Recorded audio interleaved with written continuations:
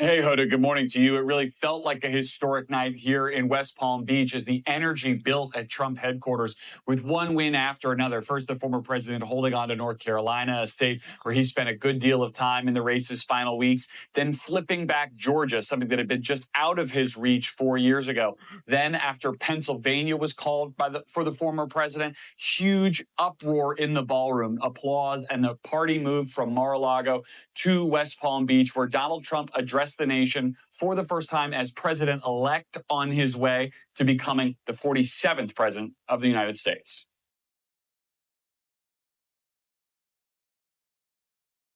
Hello, and welcome to this Mark's Mail Forum. It is entitled, What is Next for the Left?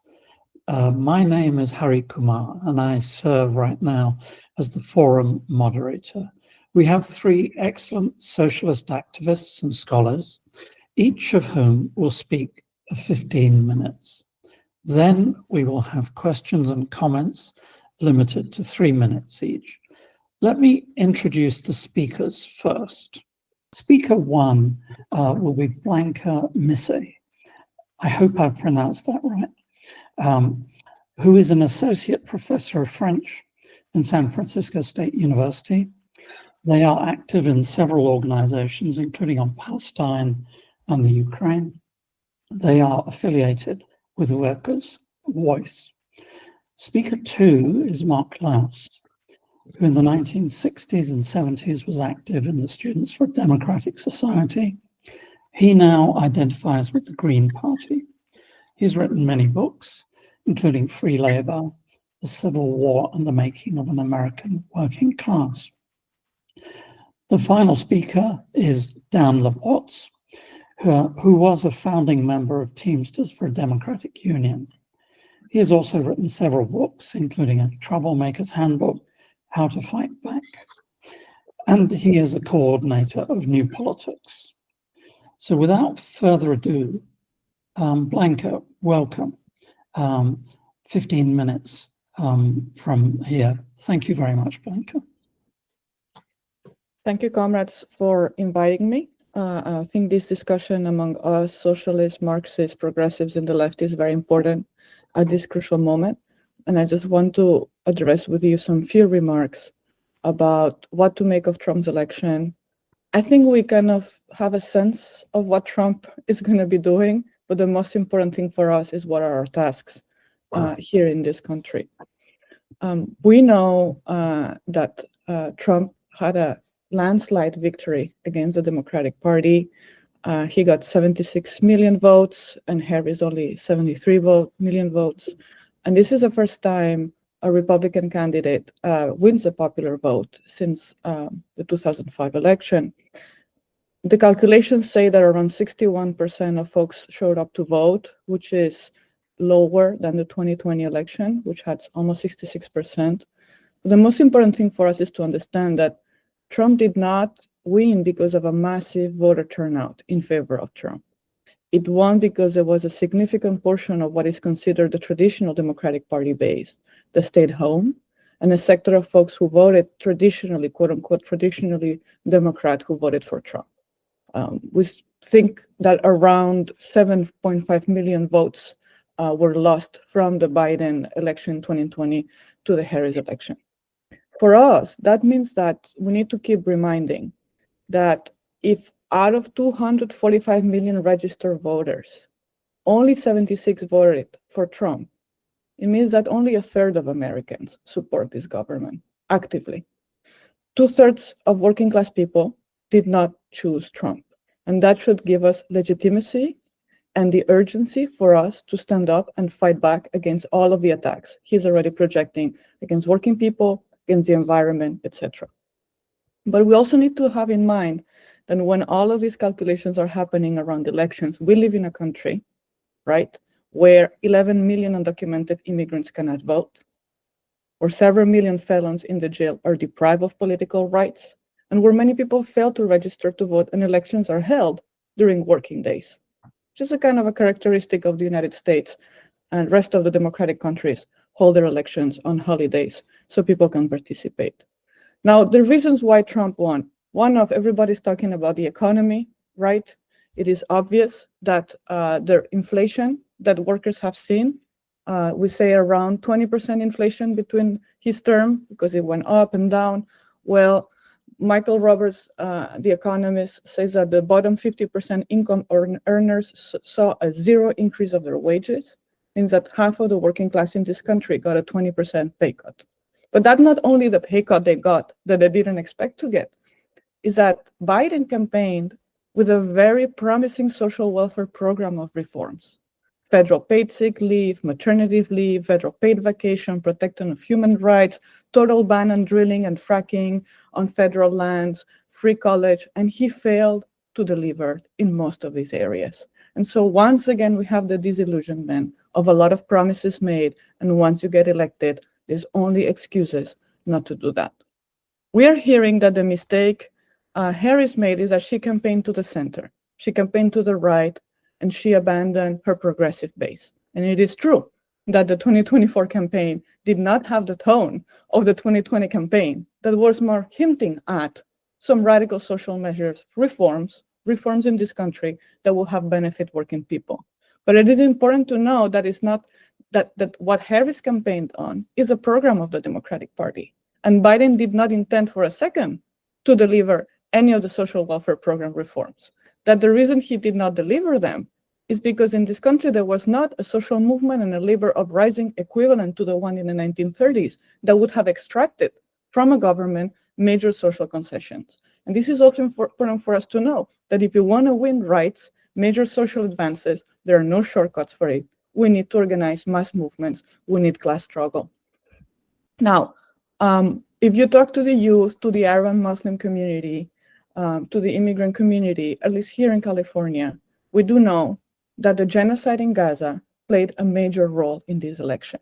The fact that Biden, as sitting president, was known among the youth as Genocide Joe, that was chanted in the demonstrations with thousands of students in the encampments, that the most massive slaughtering of Palestinians, official numbers is 42,000, but we know that the US doctors who returned from Palestine are speaking about 120,000 murdered, that massive condensation of death and destruction happened under a sitting Democratic president that continue supplying bombs and military aid produced in our country to carry out this genocide and this war.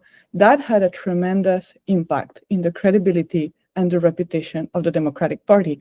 And it made it extremely hard for big sectors of the population to go and vote Democrat, even though many were questioning, maybe I need to make this concession to support Trump. It was very hard to do. Even some sectors of the Arab, Palestinian, and Muslim community were so angry at Biden that they voted for Trump as a way to punish him, right? And, one of the sectors that turned to vote for the Republicans is the Latino vote. All the news are talking about Latino men, 26%, and that's a shift because traditionally immigrant Latino population will vote Democrat. Now we need to know that Biden did not campaign to give any rights to immigrants, and Harris did not campaign to give any protections to immigrants. On the opposite, she campaigned with promoting emphatically that she had reached a bipartisan border deal with the Republicans to increase the militarization of the border, to increase deportations, to create more detention centers. And on average, Biden has deported the same amount any term. Like since Obama, Trump, Biden, roughly is 1.5 million folks who get deported from these governments. One is 1.7, sometimes it's 2, sometimes it's 1, but this feeling among the undocumented migrant population is that they are always the bargaining chip, the target of regardless who's in power. Why then go and vote for any of them? And the question of the environment was also a big betrayal for the youth, right? Biden overturned the banning of drilling on federal lands, but Harris campaigned on fracking. Like not only that she will not ban fracking, but that fracking was necessary as we transition for an economy. And why I'm saying all of that, because there is a sense that the program and the politics of the Democratic Party, for a lot of voters, are not politics that reflect their needs, that do not reflect what they need to survive in this country. We know what's going to happen with Trump a little bit. We know he's going to increase a very protectionist economy, increase tariffs on China. He said 60% of tariffs on products from China, 20% tariffs on products coming from other countries. We know this is going to drive up inflation. So the question of inflation and loss of wages is going to be worse for many of us. We know that the trickle-down economics to cutting taxes to the rich are not going to be reflected on increase or even like less taxes for middle income and low income working class families. We know that the corporations and the richest are going to get richer, and then we are going to get poorer. We know there is a massive attack coming on civil liberties and public education. We know that Trump is bad news for Palestinians and Ukrainians, right? That is very obvious. And we also know that Trump is horrible news for the environment. Now, the question is, what are we going to do about this? What are our tasks? And I think this is also mostly what we want to figure out, how we unite progressive forces, socialist forces today in this country to prepare a united front, fight back. One of the conversations I'm hearing in my university among the students is the blame game. Who is at the fault? Working class people in the country are racist. These other states are racist and reactionary. There is nothing to be done in this country. The fault is the fault of the left because the left didn't want to support Harris. So there is a lot of inwards turning. They're responsible for this election. Who is to blame? Working class people. And our job is to say, who is to blame here is not working class people. It's a failure of the two-party system and the ruling class. And we need to unite our class to fight. And this is very important because the first task we have is to build strong united front movements to stand up against the attacks of Trump. And we're already hearing of demonstrations that are being planned for Inauguration Day. We know the Women's March wants to do something on January 19th, 18th. Immigrants are planning to do a day without migrants, like a kind of a strike they did in 2006. They say, oh, you want to deport us? Let's see how this country goes without our labor, right? Florida is struggling to get migrant workers to rebuild the state after the Hurricane Milton, and they don't get enough workers because they passed a very anti-immigrant bill, and so they're struggling to even find a workforce to rebuild the situation. So there are possibilities of organizing, and we need to be at the forefront to make sure that they become massive, and then also that they become a vehicle for a political transformation in this country. And I want to talk a little bit about some of the lessons we can draw and should draw from the last time Trump was elected. When Trump was elected, also by surprise last time, there was a big response just around his inauguration with the Women's March demonstration. I think most of us remember that. We were all surprised of hundreds of thousands of women taken into the street. And that was a combination of a spontaneous rejection of this new president, but also of a massive mobilization of the Democratic Party through Move On and the Women's March to put people in the streets. And what happened with the Women's March movement is that we, the socialist left, we were unable to give that movement, that mobilization for women's rights, queer rights, an independent character, a way of organizing itself from the grassroots democratically to have a sustained opposition to this government. And instead it was piloted by above, by the top, by the Democratic Party, which start putting their slogan, today we march, tomorrow we vote. Because the reason why the Democratic Party put a lot of people in the street against Trump was to eye the midterm election and appear as a resistance against Trump. And they're going to do the same thing this time. And when the Democratic Party mobilizes all of its staff, because they have a lot of money, the leadership of Black Lives Matter they had co-opted, the liberal organizations for women's rights, the liberal organizations for immigrants, when they put people in the street, we need to go to these demonstrations. We need to actively participate in these demonstrations, but we need to do that with a plan to organize this movement so it can be sustaining itself and deciding itself which direction it wants to go.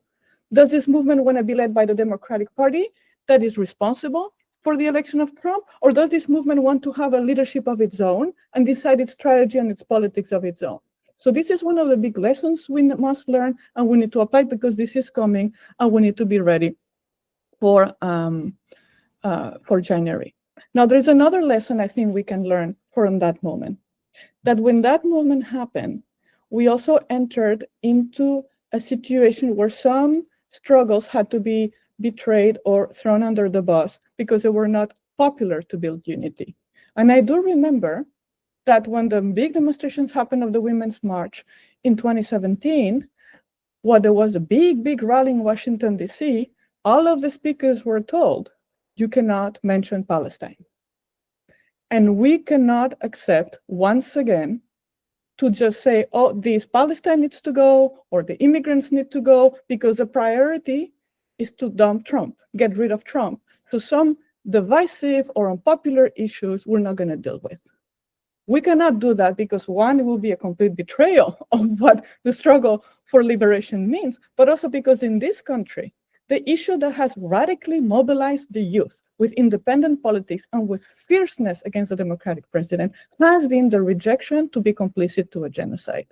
And the calls to ditch Palestine are already happening. All of the most progressive movements that now suddenly are going to be taken into the streets and rejecting this government because they're terrified, they're already thinking, but we cannot put Palestine on the platform because it's not a popular issue. And our role is going to be to do a lot of political education and reject what we call the Olympics of oppression.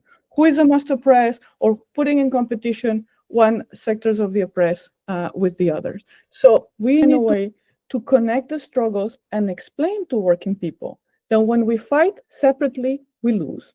That to unite the class, we need to fight oppression in the class, racial oppression, gender oppression, and our class is international. And then we need to have political education to unite our struggles and fight together. If one day you betray one movement, you cannot call on them tomorrow to come and support you. If Black people in this country, the youth in this country, the unions, immigrants, Palestinians, and all of the oppressed sectors, if we do not manage to fight united, we are going to be divided and we're going to lose. And those are also lessons we need to take from last time. And I will just finish with maybe the hardest of the task we have. I'm not saying that to build united fronts, to make them independent, to make them democratic, to make them unite around the issues, to not sacrifice the Palestinian struggle. I'm not saying this is easy, okay? This is going to be really hard. But I think we have another very important task, which is to make sure that we don't find ourselves in the same situation every 4 years when we have a presidential election and we only have in the ticket 2 major corporate parties that nobody wants to go and vote for, right? And this is where my organization and many of us here in the left think this is a time for a clean break from anyone that has hopes with the Democratic Party to start building an independent working class party. This is important. Why? Because some folks are drawing other conclusions from this situation. Some folks in the left are saying, well, the problem was the establishment of the Democratic Party. The problem was the narcissism of Biden, the conservativeness of Harris. But our chances at the next election, we can have a decent, progressive, democratic candidate in the ticket to campaign for. Because some folks in our country have illusions that the Democratic Party can be reformed, that it could even be split, so it could become a tool, a vehicle for progressive change. And some of us completely disagree with that because of the history of the Democratic Party and politics in this country. So this discussion also is very important among us in the left. Today, if we start campaigning, meaning campaigning, explaining in all the basis of the social movements in the unions, that we need to start preparing to build together an independent working class alternative. And we do regular political activities and resolutions in the unions, in the student groups, in the immigrant rights movement, in the Black movement, the Palestine movement.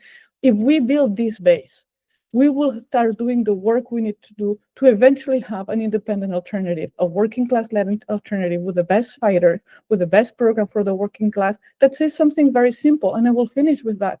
We can have a solution to all of these problems. We have a solution to the environmental crisis, to the recurrent wars, to the increasing poverty, to the healthcare crisis. The solution is to put working class people in power, because we are the ones who make society work. We are the ones who have the best trained, the most generous, the most politically advanced. The folks that can save this country, can save this world, are working class people. when they work united and they develop the kind of consciousness to advance the struggle for liberation against capitalism and for socialism. And this confidence that we can be the ones in power and not these experts, these managers that come from the ruling elite, from corporate America. We need to instill it every day when we fight in the movement. This is the moment to do it. And if we fail to do it, in 4 years, we're going to be in the same situation, but worse. Thank you very much, comrades. And I think my time is up. Thank you very much, Blanca. That was a great overview of where we are. We're moving now to Mark Lause. And Ted, could you put up the fuller biography for Mark in the chat? I can't see the chat at all. So Mark, 15 minutes. All right. I really appreciate an opportunity to share my views on this. Much of what I have to say would simply duplicate the excellent points that Blanca made in terms of the need for independent action. This is certainly not the discussion I expected us to be having today. I think, like most of us, I was quite surprised at Trump's victory. And I argued through the entire campaign that Trump is not really the problem. He's a symptom of a much bigger problem. And trying to say that the problem was Trump and getting rid of Trump was not going to solve anything. Let's start by making explicit our founding realization. Any major positive change in our history has always originated as the initiative of the people. Move to action independent, status quo, and the power structure. Our goals are the cultivation and the growth of such movements, insofar as we can do nothing to nobble that movement, that we should be even before it emerges. This is our first principle in many respects. Now, what I would like to do is to take a brief, crippled with being a historian, I want to take a look at the history of how we got here very briefly, and then take a critical view of the American left in terms of a failure to mount a viable alternative. And finally, insofar as time permits, to offer a few suggestions as to the sort of things that we can do. To start with, I'd say I'm not unsympathetic to the argument that we as voters have no good options but to vote Democratic. I don't think the old Socialist Party complaint that voting Democratic was scabbing at the polls has any real meaning. There's no scabbing without a union, no scabbing without a analogy to that as an electoral comparison at this point. Nor am I unsympathetic to people who voted Democratic as an emergency stopgap measure to block the restoration of Trump to the White House. I don't think that was the correct option, but I find it understandable that people would react that way. The Democratic Party today is not the Democratic Party that people my age grew up with. Historically, the Democratic Party addressed the concerns of its voting base, mostly through rhetoric and images, rather than any kind of real policies. But at least it had that identification. All of this changed with the 1972 Nixon campaign, which spent vastly more money than any other presidential bid in U.S. history. After Nixon defeated McGovern, the Democratic leadership organized the Coalition for a Democratic Majority, eased their way to compete with the Republicans for the big donors. The idea was that they would advocate neoliberal economic policies, that is, they would re-hallucinate laissez-faire capitalism. They would introduce the implicit benign neglect to all questions of civil rights and social justice, the terms always associated with Nixon, forgetting that it was coined by a Democratic leader. And it would revive the anti-communism of the Cold War. Those who formulated this new democratic strategy included figures such as Gene Kirkpatrick, Irving Kristol, Robert Novak, Richard Pearl, Ben Wattenberg, Paul Wolfowitz, and others who claimed credit for the later successes of the Democratic Party and then moved quickly to the heart of the Republican administration of Ronald Reagan, himself a former Democrat. Waiting in the wings were a number of other former Democrats, and including, of course, Donald Trump, who before he made his got the presidential bug was a Democrat for much longer than he was anything else. Partly in response to the defeats, the Committee for a Democratic Majority reorganizes a Democratic Leadership Council in the 1980s. And even though the voters, Democratic base, was showing tremendous support, you might remember the 1988 campaign of Jesse Jackson, those of us who are old enough to remember that, where the punditry was saying, is the country ready for a black president? And Jackson went into Iowa, very white state, and got tremendous support. And immediately the Democratic leadership put the kibosh on that, in part by organizing what they mislabeled as the Progressive Policy Institute to finish the elimination of, finish the clubbing of the baby seal of liberalism within the Democratic Party. The unconstitutional criminality of the elder Bush as a co-conspirator in the Iran-Contra crimes and as the initiator of the first Gulf War paved the way for an election of Bill Clinton, who launched his presidency by defining its priorities as those of, quote, Eisenhower Republicans, end quote. That is, to balance the budget. They continued the international policies of Reagan and Bush and consolidated the so-called reform of the social safety net, coupling an unwinnable war on drugs to the fantasy of a new drug-crazed, genetically criminal, impossible to rehabilitate super predators on our streets, as then Senator Joe Biden described them. This led to the incarceration of mostly young black men to such an extent that the U.S. broke global records in terms of the proportion of its people that it put behind bars. Then to the open criminal conspiracies of George W. Bush, who lied to the U.S. and its allies into a renewed Gulf War. I recall when the Democrats gained control of Congress after that, and Nancy Pelosi said that impeachment was off the table and they were not going to take any action against Bush, as indeed they took no action against Reagan or the elder Bush. And all of this helped sort of pave the way, by the way, for Donald Trump. When Donald Trump came in and started doing all this illegal criminal stuff, he had every confidence that he was not going to be called to account for it. And he was right. He had the right assessment in terms of how the political system worked. In the period where the Democrats returned to power, they do so under the label of the New Democrats. Barack Obama embraced this. His greatest so-called liberal achievement was the Affordable Care Act, which mandated a greater windfall profit for the insurance cartels. And this was based on a Nixon-era proposal formulated by the Heritage Foundation that later brought us Project 2025. Somehow, we tend to forget how bipartisan that body has been in terms of policies. Put another way, it proposed a strategy. The Democratic Party adopted a strategy of competing with the Republicans for the big donors. And the flip side of that was that it really didn't have to worry any much about catering to its voting base, and was very conscious about it. Nothing I've said here is controversial. None of it was a conspiracy. It was all done right out in the open. And people don't seem to want to realize that. That great tsunami of money that Nixon used in 1975 amounted to around $38 million.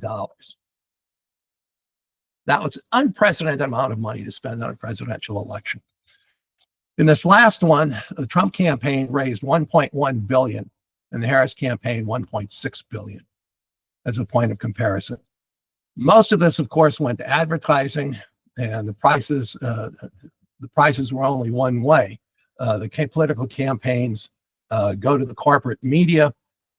Political campaigns for the corporate media are kind of like Christmas for department stores in terms of windfall profits, right? So this is kind of like a black hole in terms of American civic life, that the party system fell down. Whatever the shortcomings it had before, and it certainly had them, there's no comparison to the shortcomings it has now. The outcome in 2024, I think I'm going to skip over this. Blanca was talking about what had led to the defeat of the Democrats in 2024. I won't go through that again. I'll just say that again, though, that the flip side of this is that the Democrats generally avoid making hard proposals or promises about what they will do for the people, even formulating their own version of Reaganomics. The idea of throwing money at business in the faith that it will trickle down to better jobs and wages, that's something that has not changed. The election campaigns are run by images and symbols, hopiness and joy, let's call it. Second, they've not only failed to challenge the Republicans, but as pointed out, they have essentially adopted Republican positions. Somebody reposted on Facebook lately that great Chuck Schumer quote from, I think it was 2016, where he said he didn't care about losing blue collar Democratic voters in Western Pennsylvania if it was going to gain them 2 formerly moderate Republican voters in the Philadelphia suburbs. This is the orientation. The joke is, of course, that you don't need more than 1 Republican Party, and we got 2. No sooner than the election results were clear, spokespeople for the Democratic leadership in this last election and its allies in the punditry began decrying efforts to analyze the result in any critical way as pointing fingers at fellow Democrats. At the same time, they attributed the failure to Harris being too far to the left. Among those who matter, any problem in this strategy gets chalked up to something that can be solved by a further shift to the right. This is the Democratic analogy to the MAGA black hole, a self-referencing, self-justifying, faith-based set of assumptions to rationalize what will get them the most donor money. As a result, Democratic leaders consciously chose not to hold Reagan or his co-conspirator, the elder Bush, responsible for the Iran-Contra crimes. They certainly confirmed the younger Bush to cynically lie to the United States and its allied government into a quagmire war. And none of this changed with Trump. That's the important thing to remember. Some Democratic leaders may have called them fascist over the course of the campaign, and they were often described as being sort of allies in the fight against fascism and so on. But boy, that sure didn't reflect any reality, did it? Many of the comrades argued that the Democratic politicians were going to be our allies in this fight. In practice, the Democratic leadership did absolutely nothing about overt, open corruption and criminality of sitting members of the U.S. Supreme Court. In fact, they themselves contributed to this state of affairs. Just remember the record of Senator Biden in helping to get criminals onto the U.S. Supreme Court. Indeed, Biden complained that the Republicans were only appointing Republicans, while he, as a good centrist Democrat, if given the opportunity, would appoint maybe half Republicans and half Democrats. That's would make for an interesting balance for the court, wouldn't it? They had, you can't say on the one hand that you're up against fascism, and on the other hand, want to respect norms of the founding slaveholders in maintaining the Supreme Court the way it is, or in getting rid of the filibuster, or a whole list of things that they could have done but didn't do. When you're up against a criminal president, how serious can your critique be if you drag your feet at their prosecution? This is not a peculiar screw up. It's been at the heart of the Democratic Party's institutional response to Trump. The reason that we don't have a class alternative is to a great extent on us. And I have a whole list of things to complain about in terms of what I've seen. My identification with the Green Party, by the way, is always been tenuous, and that's not my fault. Pretty much what the party wants. There's no attempt to build a membership organization. And of course, the various socialist organizations that are all running their own campaigns, I don't know how you can justify the amount of time, energy, and resources put into that. And this goes way back. I recall in the Chicago SWP, we knocked ourselves out once for like 2-3 weeks petitioning to get on the ballot. And what we did when we finally had a candidate on the ballot is we held two internal forums, for which one had no non-members present and the other had 2 non-members present. That was what you got out of all that investment of time, energy, and effort. The way to do it is that we have to put together an electoral united front. And there should be ways to do that. I also wanted to suggest that in terms of the opposition and resistance question, just introduce one thing here. I had a list of them, but I would just suggest that right now there's a whole range of YouTube channels and alternative media sources that do some good work, right? None of them, though, are explicitly socialist. And I can't explain that. There seems to be no reason at all why a group of individuals or a group of socialist organizations could not put together an alternative news source that would be explicitly socialist and would function to promote socialist ideas. I'm just going to stop here. If the discussion wants more, I can go back to it. Thank you. Thank you very much, Mark, and thanks to both speakers for being timely. That moves us to the third speaker, and that's Dan. Ted, if you could do me a favor and put up the slightly larger bio for Dan, that would be great. Dan. Well, I appreciate both of those presentations, and I would say that I agree with 95%, if not more, of both of them. That is both Mark's historic overview of the Democratic Party's uselessness for working class and progressive causes and how it got to be so useless. And also I agree with Blanca's presentation about how, regarding Trump's election and the forces involved there. And I would say we knew all this before the election. And even people like myself and others who urged people to vote for Harris knew this. And we were urging people to vote for Harris, not because we thought there was a damn thing good about the Democratic Party. We did not. But because we felt it was important to defeat Trump, whose victory would be far worse. I think we see now in the cabinet that he has selected how terrible it's going to be. And I think maybe the worst is going to be the immigration issue, where Stephen Miller and Thomas Homan are going to not only be very effective and rapid, but I fear very brutal and violent and vicious in their handling of the attempt to deport millions of immigrants. I would say we can also see that Matt Gaetz, in charge of the Justice Department, he's chosen. He's obviously a despicable person and an undesirable official for any government, but he's chosen because he'll be Trump's tool in using the Justice Department to go after Trump's enemies. So I think that this raises the question, though, that I don't think has been addressed at all here, which is, what are the actual forces in the field that have begun to move, will be moving, and how do we relate to them? I don't think either I understand the importance and the significance of the Palestine protest movement, especially the student movement, has been very active and very impressive, if not as large as it's credited as being. That is, it has been a limited movement in terms, if you looked at the thousands of US colleges, it's been on a couple hundred campuses. That's great.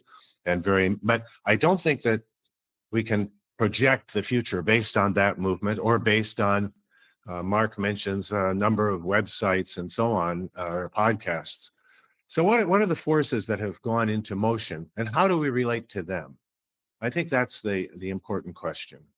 I would say one of the first is this group that has been formed by Democratic governors, that says it's going to be governors safeguarding democracy. And you probably have seen this formed by Governor Pritzker, a billionaire, Democratic Party billionaire, and by Paulus of Colorado. And these Democratic Party governors, and they say, we are going to unite all of the Democratic Party governors and any Republicans they can get to join them in protecting immigrant rights and women's rights and other things that are jeopardized by the Trump administration. The rights of Palestinians to speak out will not be on that list, I suspect. But so what do we make of that? That is, I think these governors are actually going to try to do that. They're going to try to block Trump in their states insofar as possible. For example, we have this whole question of what are called sanctuary cities, which in places like New York meant that local law enforcement would not cooperate with ICE. That was important. That actually defended immigrants. That was very useful. It was carried out by Democratic Party politicians, mayors and governors and so on. But it was a very important policy they adopted. And of course, they did so under the pressure of an immigrant rights movement. But what are we going to do now if the governors start doing that?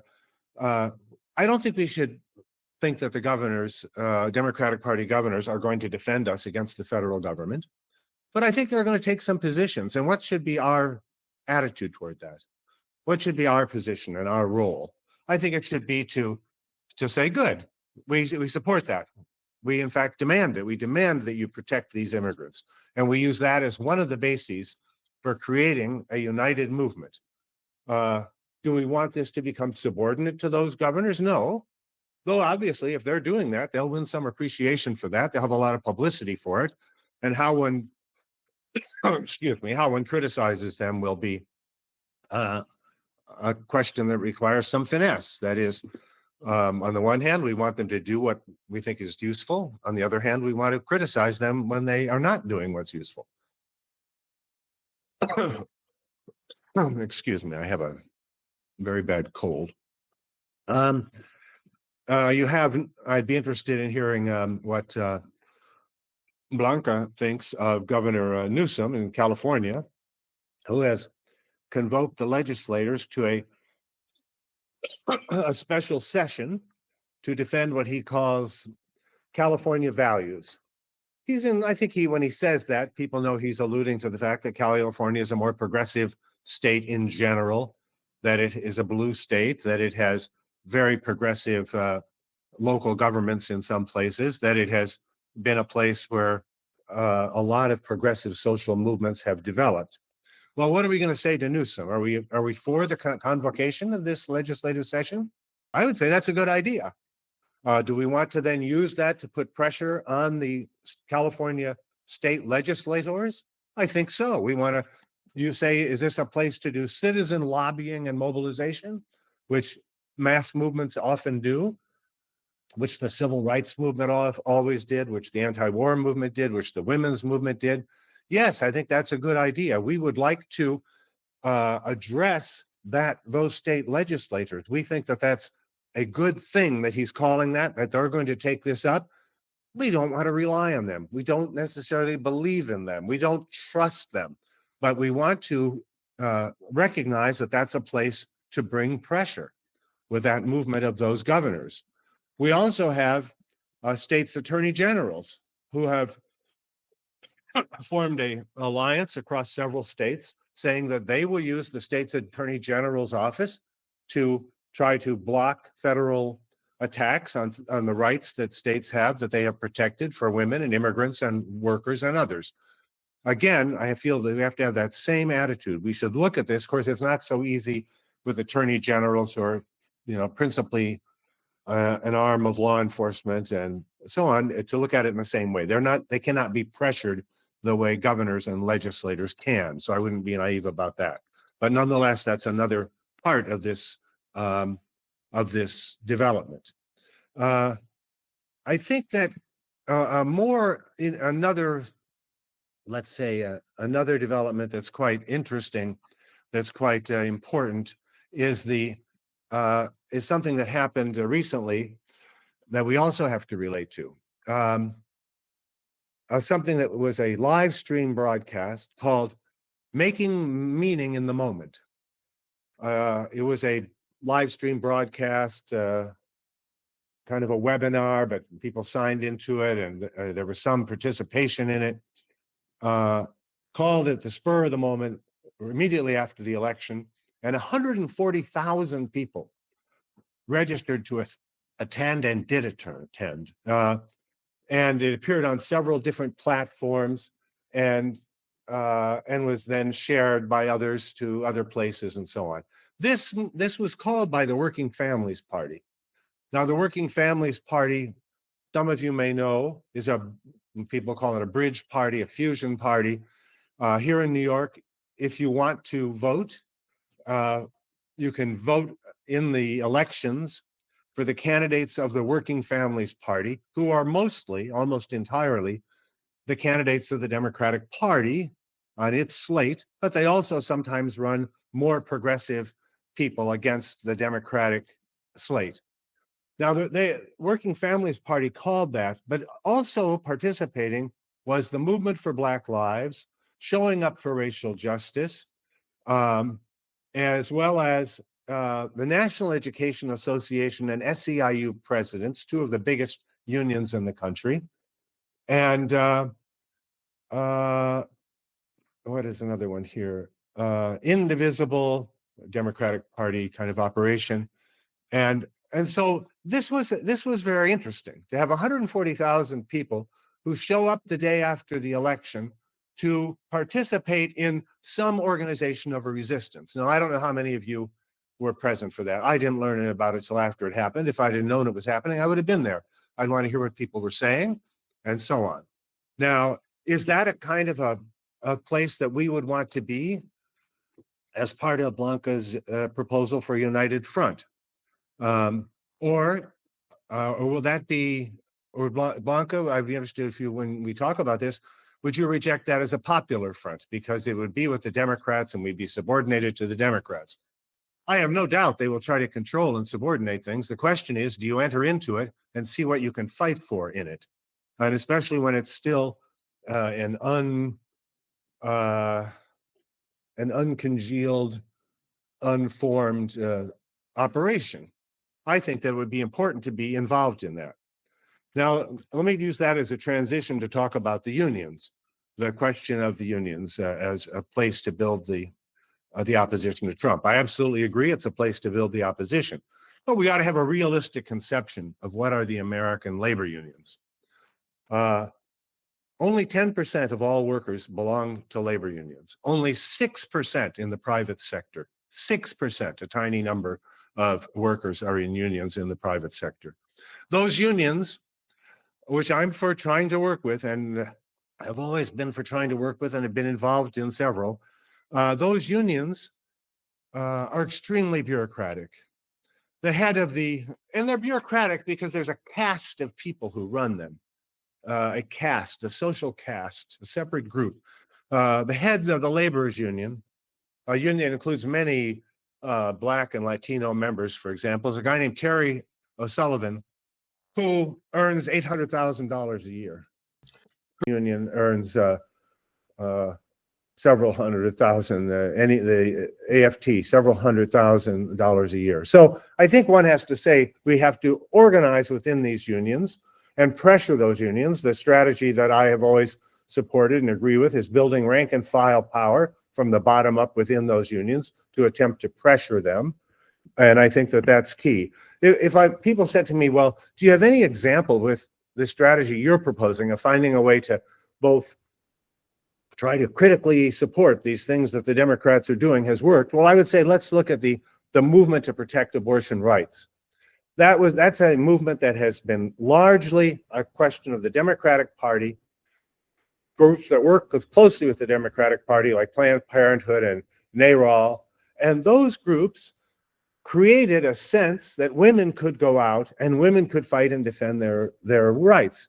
And women who were not necessarily in the streets in great numbers, though in some places they were in smaller numbers, women came out and voted in large numbers to make constitutional rights in their state legal or even constitutional in several states. That is an example of a place that we should be in those movements, defending those rights. Now, do we think that the Democratic Party is going to do this job? I don't think so. Let me just look at one other thing here. So I guess, actually, I think I've made the points that I want to make. I think that the analysis that both Blanca and Mark presented was fundamentally accurate of how Trump got to power, what he represents. I don't think there's any serious development yet of the notion of how do you go out and build something. I think that to go out and build something, you have to look at what are the actual real forces starting to put large numbers of people in motion. They're not coming from the left. Our left is tiny, it's weak, it's isolated, it's sectarian, and so on. Now, Blanca proposes to overcome those things. I'm for that. But I don't think we so far have figured out how to do it. So thank you very much. Nice to be here. Thanks for the organizers of this and for Mark Schmale for having the panel. Thanks again to you, Dan. I think before we move to questions and comments from the floor, I think that both Blanca and Mark might have some comment since you were talking before, and actually Dan's put a proposition to you essentially. Any comment, or shall we move on to the floor?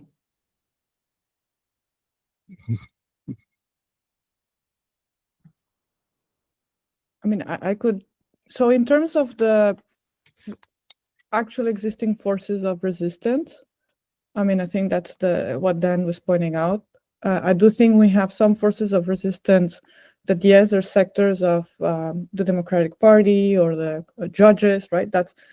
I also think they're working class forces of resistance, right? And then maybe the question is that maybe they don't have the same capacity or the same visibility. But I want to address what you're saying about, well, what do we do in relation to these Democratic governors, or even, I mean, I can speak, for example, for Governor Newsom in California, right? And then this idea that we need to defend California values. First, I just want us to demystify what California values are, because this election was particularly interesting, right? In when we look at the ballot propositions that passed and did not pass in California. That is to say, California is a blue state, Democrats is a landslide, right? And it was again this time, right? The vote for Trump was very small, but the only progressive measure that made it was the protection of LGBTQ rights in terms of marriage rights, etc. There were basic fundamental progressive measures that the electorate rejected. They rejected to increase the minimum wage from $15 an hour to $18 an hour. They rejected to repeal the major law that makes it impossible for cities to expand rent control. So they rejected a bill that will stop forced labor in the prison system. And they vote for a law that will increase, again, criminalization and putting more people in jail, like kind of like the war on drugs thing. And we have to say that when these bills were on the ballot, none of us heard the Democratic Party or the governor campaign with the great resources they have to make sure that the minimum wage will be increased, that prison labor will be abolished, right?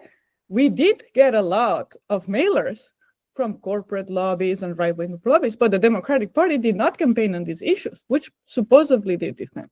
But we're not here just to have the receipts in a petty way. That's not what we're interested in, right? Because, so the question is, if there are mass demonstrations that the Democrats call, should we participate? Absolutely, yes.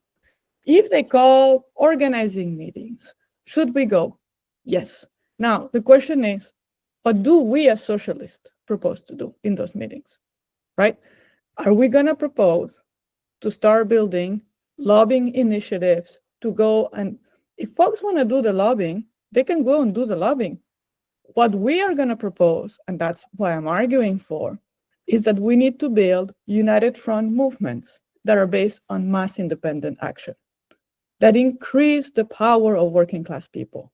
We're not going to oppose and say, well, don't go lobby, don't go talk to the legislator. But if we have the analysis that Dan has, that in the end, the Democratic Party is not going to do this work, our job is to create a confidence that if the Democratic Party is not going to do this work, we're going to do this work. And we need an independent vehicle to do this work. And I'll stop there because I know there is time, but I just wanted to say that the question is, what do we offer specifically as socialists in this moment?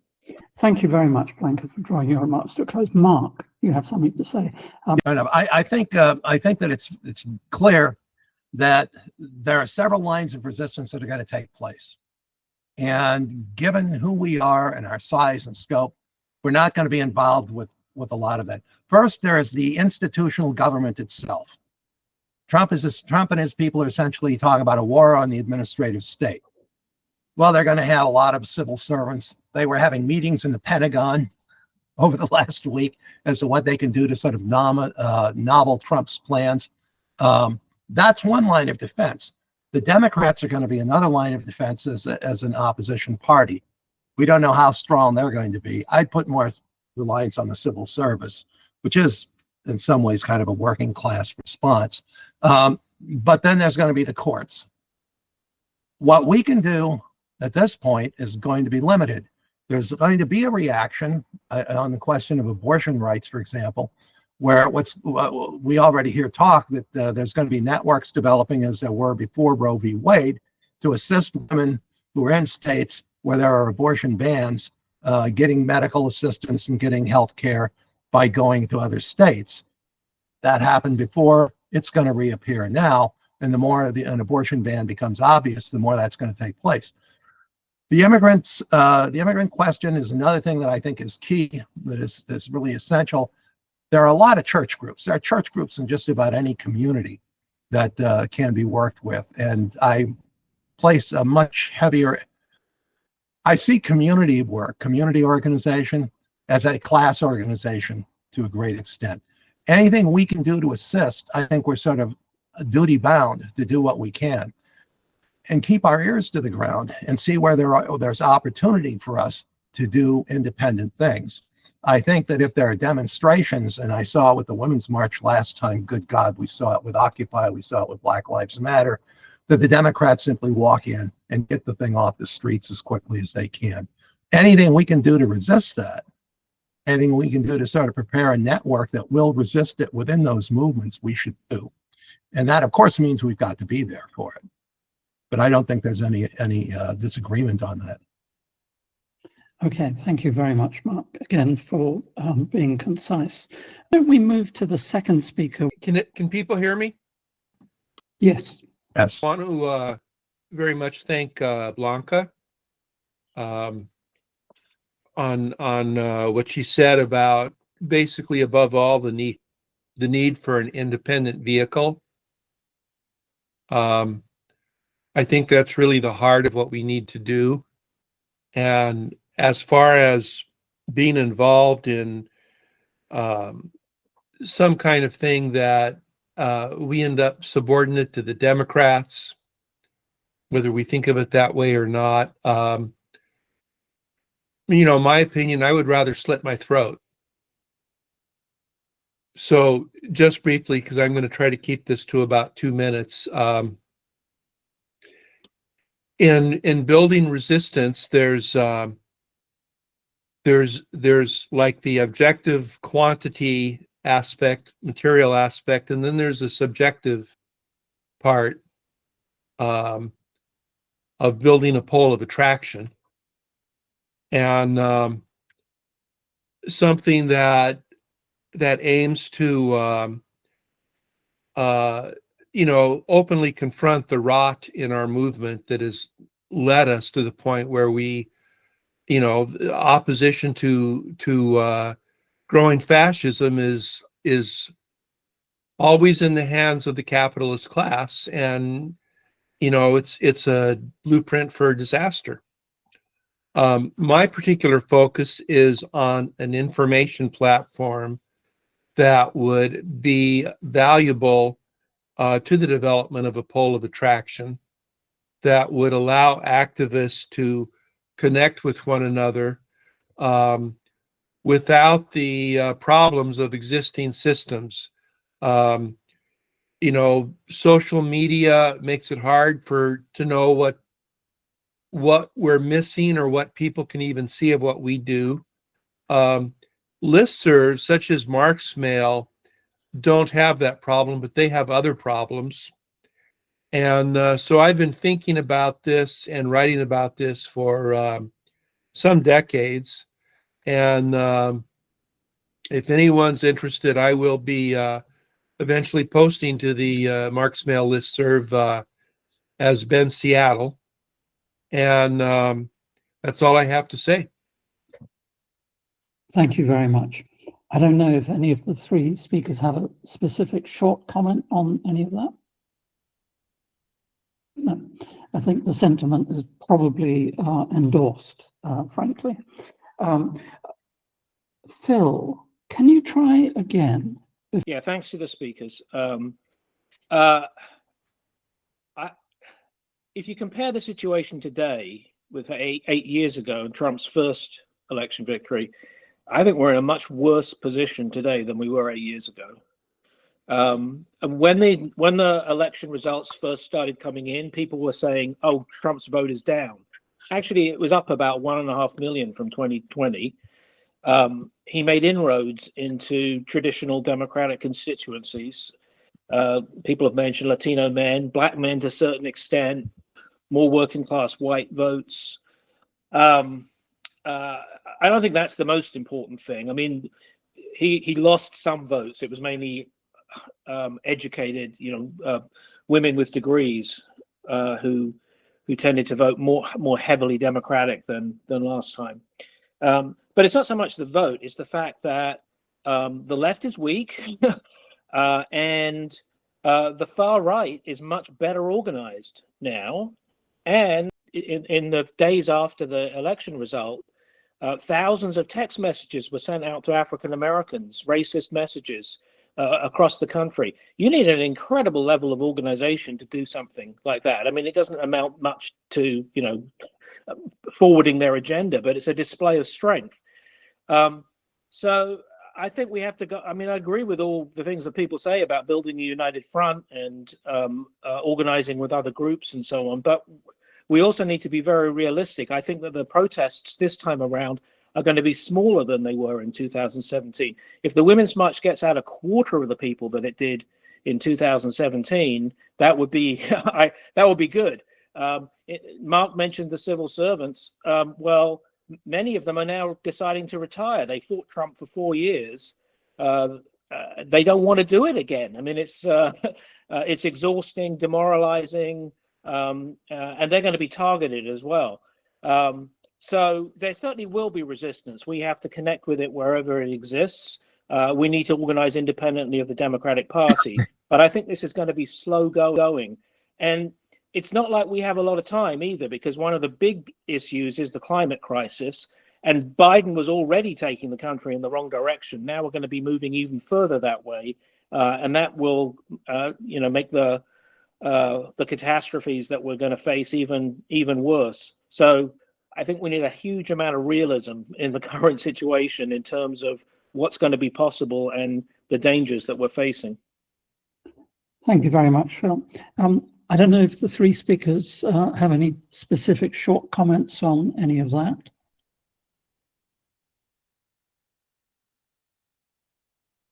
If not, I think what I see is that Ted has a query or a comment, or both. Mostly comments. First of all, thank you, Blanca, Dan, and Mark. And I was happily surprised that we have a lot of agreement. I think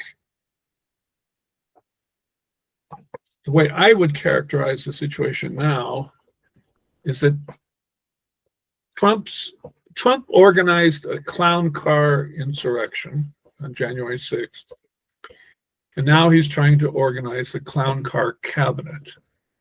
It's true they're all reactionaries, but they're incompetent reactionaries. I mean, Tulsi Gabbard. It's not that they won't do reactionary things, but Trump is setting up a government that will be dysfunctional. And the Republicans in the Senate are not necessarily going to go along with Trump. The state governments, as Dan mentioned, are not going to go along with Trump. What the Democratic Party is also not going to go along with is mobilizing people in the streets. And Mexico is not going to go along with dumping 15 million people over the border. And the list of these things is long. So I think we can expect a lot of complicated, chaotic changes happening quickly. I think what we cannot predict, and I disagree with Phil about this, is how big the response is going to be to each one of them. I think there will be responses. The working class will respond, but it won't respond as a united whole. Immigrants will respond. Unions will respond. Civil servants will respond, but they're not going to respond together as one whole. The Palestinian solidarity movement is not going away. It's coming back. It will face repression. how will we respond to that? So I think the idea that we need a united front is, I don't read all the left newspapers in the United States or online journals, but Tempest Collective, which I think some people here, or maybe everybody's familiar with, called for a united front. The Freedom Socialist Party, which is, I don't think anybody from that organization is present, they call for a united front. Practically everybody is calling for a united front. And that's great. It doesn't mean it will really happen, however, because the left is sectarian, like Dan said. However, the left is not so small. You look at all the activists out there who really are on the left, 50,000, 100,000, and they are going to be moving into the streets. So I am optimistic that we have opportunities now to do what Blanca said. Thank you very much, Ted. So I see on my list two more questioners, commentators. The first I have up is Cooper Bard. Okay, so thank you, comrades. It's been a great discussion. What I wanted to I wanted to talk about this in terms of our political clarity and what and I have two related things in mind about this. This is part of the discussion. So the first is that regards to whether or not the right or the left is stronger. Well, the right is certainly more organized right now, I think. But one of the aspects of the election I think is at least more important to me is not so much that Trump gained, but a Democratic Party lost. And so in that respect, in terms of I look at it in terms of the number of people we can reach with our message, the independent working class mass action. If we could do that, it's not going to be easy, but if we could do that, that's going to be more important moving forward. Because the second thing I think about is in terms of, the new Trump government being very disruptive, being very chaotic. Ted kind of alluded to it. The far right doesn't actually have any real solutions to the problems, and all their supposed solutions are ridiculous. They don't work for people. And so they're going to create, it's possible to create something like a miniature crisis for the ruling class in this country, right?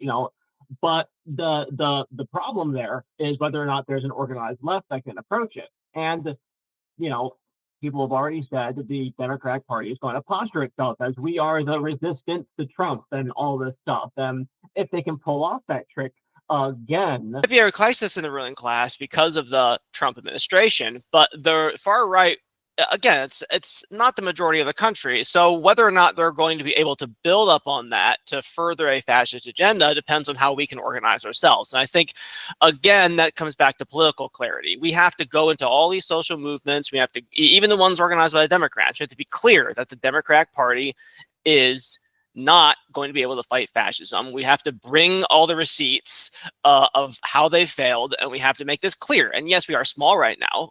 We are very tiny right now. But that can change quickly. It depends, right? I'm not going to make predictions about whether or not there's going to be what kind of the movement's going to be like out there or anything like that. But what this seems to me is that we're going to have a sort of miniature ruling class crisis. And the question is will the left be able to come and present real answers to working people who are already moving away from the Democratic Party, but not yet captured by the right? That's all I had to say. Thank you, comrades. Great discussion. You were exactly punctual. Thank you very much. So I have two more, Charles, and then I think Mark has a query. Charles Rachlis. Yes, thank you. I agree with the argument that we need a working class united front. It needs to be class independent, and it needs to fight for a workers' party. It needs to make that argument all the way through. And it needs to have a transitional program, and it needs to advance working class self-defense. It also needs to address the inter-imperialist proxy wars and the ongoing genocide as the only offer of either the Democrats or Republicans. And we need to be very clear about breaking with the Democrats and not orienting towards a reformist program of lobbying Democratic governors and the ACLU to do the right thing. I agree with Blanca that, yeah, the liberals will do their lobbying. But what's going to happen? And when we mention that, oh, the working class is so poor organization in the unions, yes, that's true. There's only 11%, but that 11% is 14 million people, and those 14 million people have the chains of the labor bureaucracy holding them back. But when you get up and talk to the membership about a transitional program, about fighting for jobs for all, fighting for 30 hours work for 40 hours pay, fighting for working class self-defense, organizing the immigrants into unions to stop the immigration crisis. When you talk to workers about that, you make inroads. But the labor leadership won't allow us to do that, and the labor leadership isn't going to take us out into the streets. What's going to drive us out into the streets is the Trumpian reaction. And the Trumpian reaction is guaranteed to push us out into the streets. They're going to be out in the streets. They're going to attack us. They're going to attack immigrants. They're going to attack women. They're going to attack our abortion rights. They're going to attack our union organizing drive. And they're going to attack any resistance to the police brutality and ongoing attacks in the Black and brown communities. So the question is, okay, we can come up with the best transitional program. We have models of it. It's in the transitional program 1938. Everyone here has probably read it. We can rewrite it 100 times. We can take it in and fight for that in our united front, and indeed we should.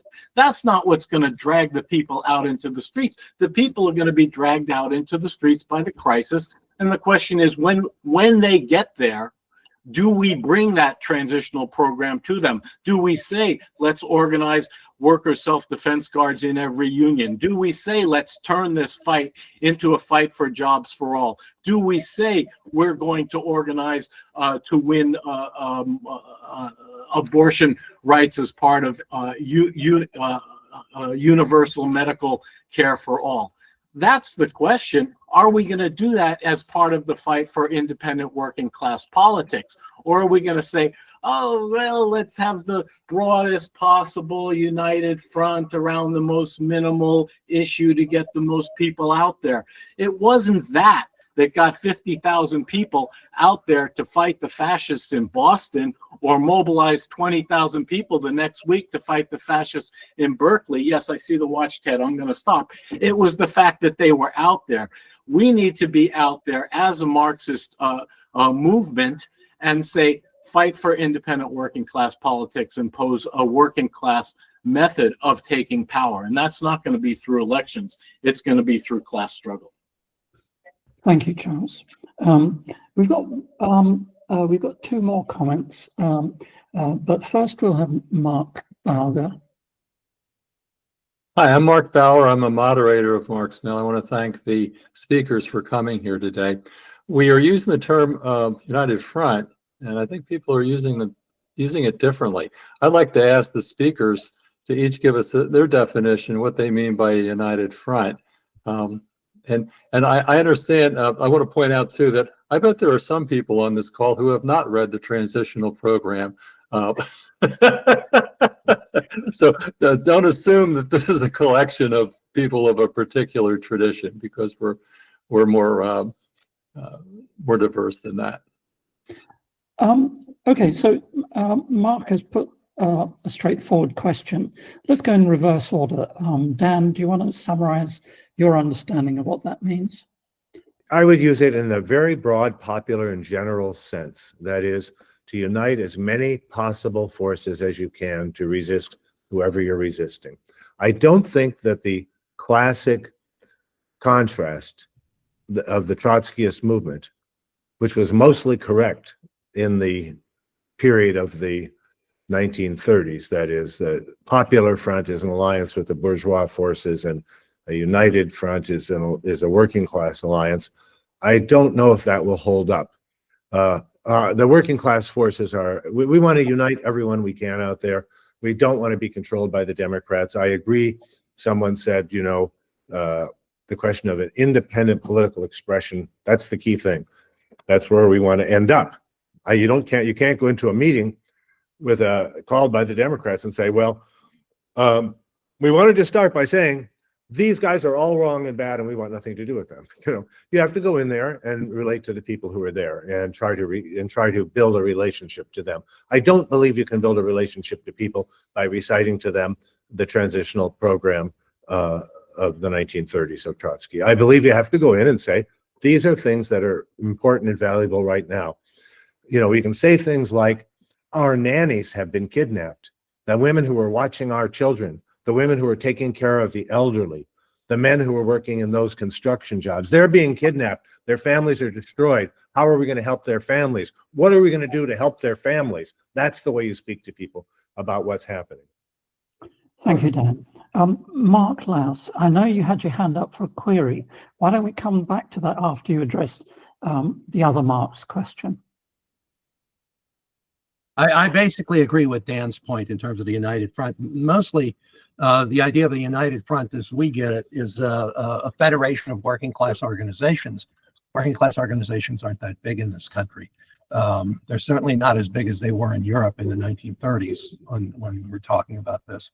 I want to raise a point about, I wanted to talk about this earlier in terms of electoral politics in particular.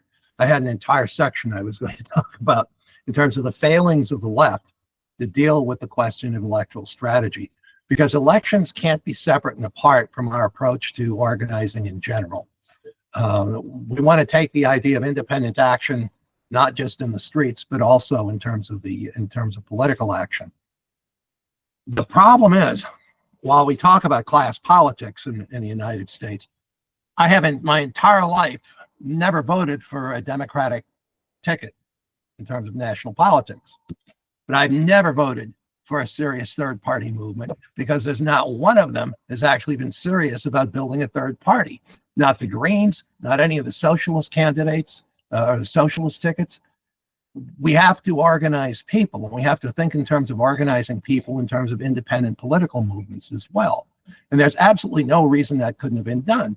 The entire time of the DSA was around with those large numbers, there was no reason why people favoring independent action within the DSA didn't field independent socialist candidates and get national support when they took place, and use the positive examples to educate around the possibilities for independent action. You can elect independent socialist candidates to office. It's happened. But we don't build on that. And there's a whole long critique we can make of that. And I'm not just talking about specific socialist organizations. None of them won any ribbons on this. The Greens, I was always over time hoping that Nader might lead to something seriously independent. I mean, a membership-based body. If we talk about the Progressive Party or the Socialist Party in the past, roughly 10% of their voters were engaged in political organizations. And I can tell you that when the Greens got 104,000 votes for governor of Ohio, you could fit the people who were actually engaged with the Green Party into a freight elevator, right? It was just absurd. And people have been quite contented with that. What that means is that all they're thinking about is a protest vote, a single shot protest vote to sort of morally move the Democratic Party to the left. And that's not independent action. So I would hope that as we are thinking in terms of the future, in terms of political action, that we think in terms of how we can get various groups to cooperate, take that united front and move it into the electoral field. There's absolutely no reason why that can't be done. All right, thank you. Thank you, Mark. Blanca, do you want to give us your definitional points here? Yeah, I mean, look, I see a difference between unity and of action. Everybody unites for an action, and then what we call the united front. I agree that we do not have the same kind of working class organizations we had in the 20s and in the 30s, where you will call and have a front and struggle. I agree. I'm not. Now, I think it is in our interest to provide forms of organization of our class to fight, not just even to, even before we get to the election, and to provide a vehicle to rebuild working class organization structures to fight, and to do it in an independent way. How do we do that?